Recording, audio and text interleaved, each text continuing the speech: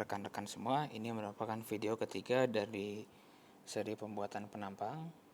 Kita sudah mengetahui sebelumnya bahwasanya kita memiliki bentukan struktur geologi berupa sinkline pada daerah penelitian.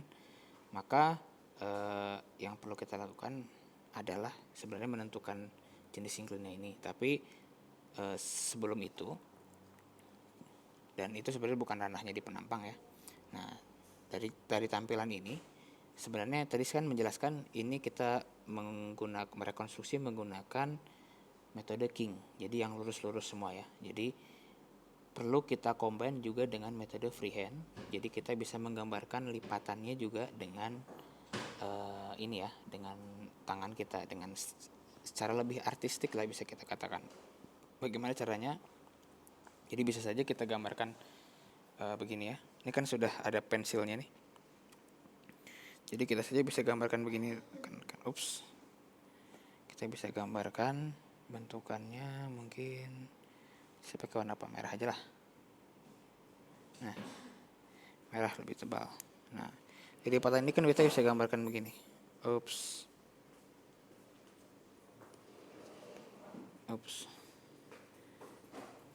Mana ya? Nah, ini mungkin ya. Dari lipatan ini kan kita bisa menggambarkan bentukan seperti ini nih, rekan-rekan. Nah, begitu ya. Sorry.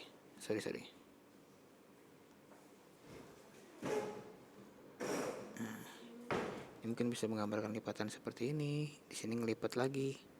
Di sini ngelipat lagi juga. Di sini ada lipatan juga. Di sini ada lipatan begitu ya. Begitu. Atau kalian bisa menggunakan jangka.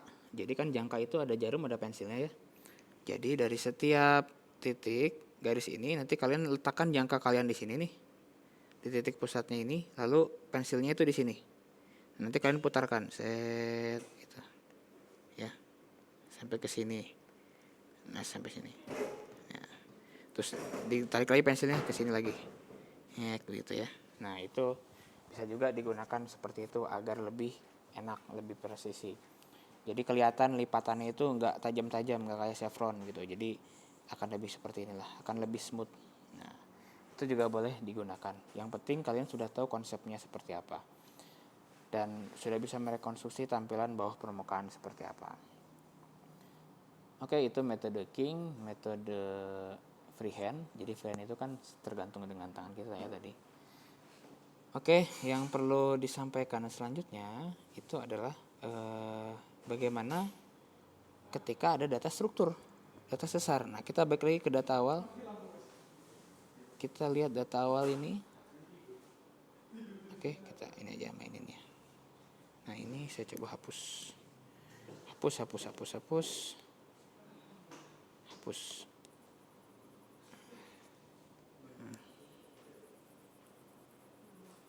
Ups.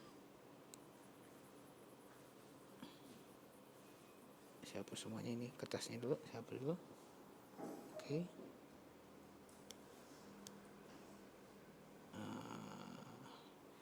Oke, setelah ini saya tutup dulu.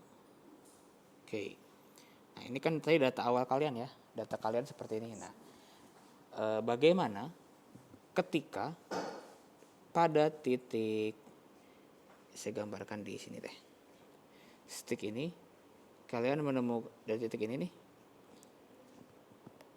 Dari titik ini kalian menemukan struktur berupa sesar naik dengan arah azimut 330, dipnya 20.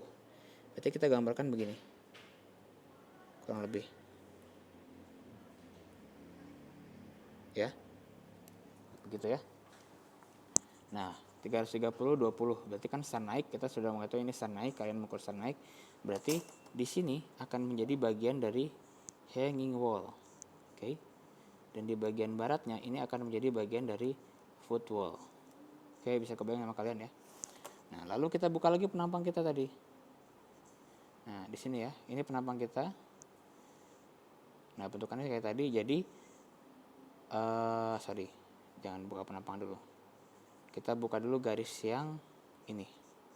Nah, berarti si titik yang tadi, titik titik struktur, berarti dia akan memotong di bagian sini ya rekan-rekan semua, ya kan? Lalu dia diproyeksikan ke bagian bawah, berarti dia akan muncul di titik ini. Oke ya, dia akan muncul di titik itu. Jadi kita close dulu gambarnya ini, terus gambar ini. Nah, dia akan muncul di sini. Lalu kita tuangkan dalam peta. Nah, dia akan muncul di sini ya. Ini pas di sini nih. Kita tuangkan dalam peta, dia akan muncul di sini. Jadi di sini akan ada yang namakan star naik. Nah, sekarang tinggal kita lihat dipnya berapa tadi? Dipnya 20, berapa apparent dipnya? Kita tentunya harus dihitung juga apparent dipnya ya. Kita anggap apparent dipnya sama 20 derajat, berarti kita gariskan. Kita buat garis 20 derajat karena dia foot wall-nya di sebelah kiri dan hanging wall di sebelah kanan dari layar kita, maka pasti dia memiliki kemiringan atau arah dipnya ke B ya, ke kanan. Kita gambar angle-nya 20 seperti ini ya rekan-rekan ya. Kita gambar di sini, kita gambar di sini 20. Nah, otomatis berarti nanti dari sini kita bisa menggambarkan adanya sebuah bidang. Nah, dari sini kita bisa menggambarkan adanya sebuah bidang sesar di penampang kalian. Nah, begini sesarnya. Ya.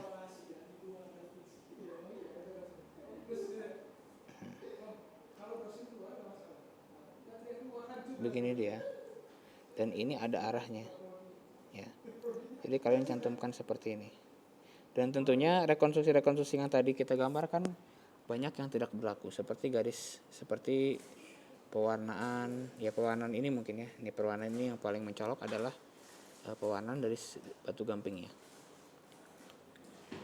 Jadi karena memang ini kita bergambar bidang sesar. Nah, ini. Jadi kita akan dia akan memotong atau mengsegmentasi dari ini. Nah, oke. Oke, jadi di sini juga nggak ada garisnya.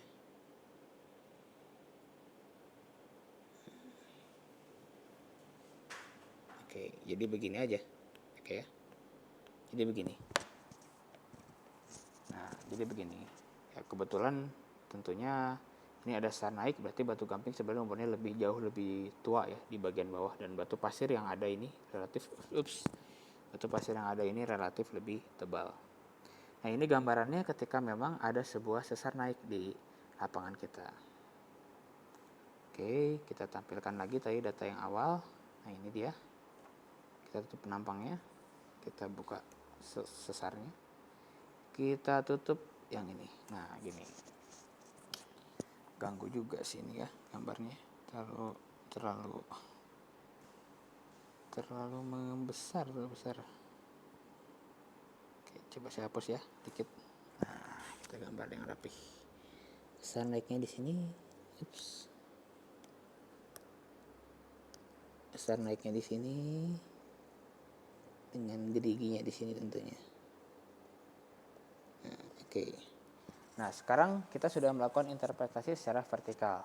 Nah, lalu yang perlu kita lakukan selanjutnya adalah interpretasi secara horizontal. Nah, bagaimana interpretasi secara horizontal? Jadi kita misalkan kalian menemukan lagi, jadi ini data kita ya. Lalu kalian ini satu sungai. Jadi kalian tadi yang tadi saya sampaikan itu merupakan lintasan kalian pada suatu sungai. Jadi setelah kalian melintasi sungai tersebut, kalian pergi ke arah selatannya, lebih selatan, dan kalian melintasi sebuah sungai yang berbeda. Nah, di situ kita menemukan adanya gambaran seperti ini misalkan. Di sini kamu menemukan batu gamping, ya. Lalu di sini kamu menemukan kamu menemukan di sini melakukan andesit juga. Lalu kamu di sini menemukan batu lempung atau yang batu lempung ya.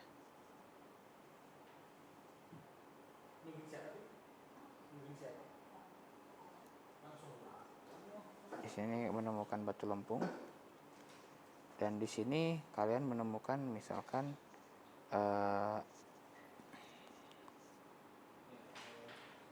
batu lempungnya begini lagi. Di sini ada batu pasirnya begini. Nah, gitulah kurang lebih ya. Nah, jadi apa yang bisa kalian lakukan? Tentunya kalian juga harus bisa merekonstruksi ya sebuah interpretasi secara horizontal. Tentunya ini banyak atau kita perlu imajinasi dari seorang geologis. Jadi ini adalah ranahnya kita untuk berinterpretasi. Nah, kita bisa menggambarkan seperti ini. Ini saya kasih contoh saja. Jadi karena memang kita menemukan struktur di sini, jadi mungkin dia akan memanjang sampai ke bagian bawah. Oke. Nah, begini ya.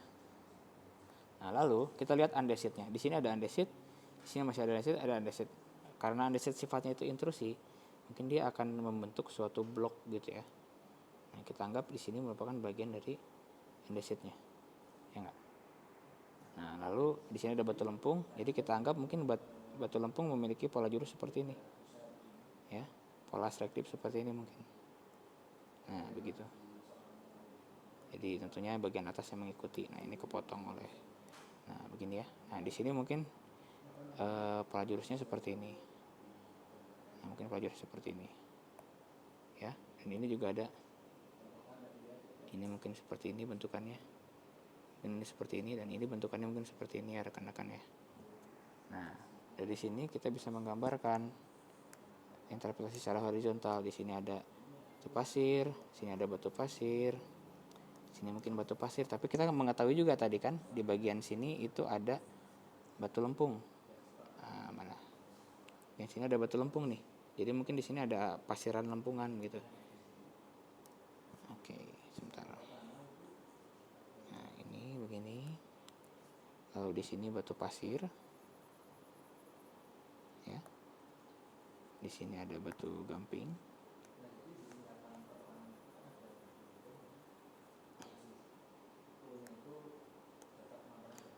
Sini ada batu lempung begitu ya. Ini batu lempung. Batu lempung lagi di sini sebenarnya ada. Nah, di sini diisi juga batu pasirnya ada. Nah, begitu, ini batu pasir. Nah, di sini juga batu pasir nih. Di sini lempungnya. Dan di sini ada andesitnya. Oke. Nah, kita lihat. Nah, ini contoh dari interpretasi peta geologi kalian. Kan udah mulai kelihatan kan? Peta geologi kalian berarti di sini ada batu pasir, ada andesit, ada batu lempung, ada batu gamping gitu. Nah, itu mungkin yang bisa dijelaskan dari penjelasan tentang interpretasi penampang ya. Jadi apabila ada pertanyaan silahkan ditulis pertanyaan, nanti ditanyakan baik di kelas maupun di lapangan. Oke, terima kasih rekan-rekan semua atas perhatiannya. Assalamualaikum warahmatullahi wabarakatuh.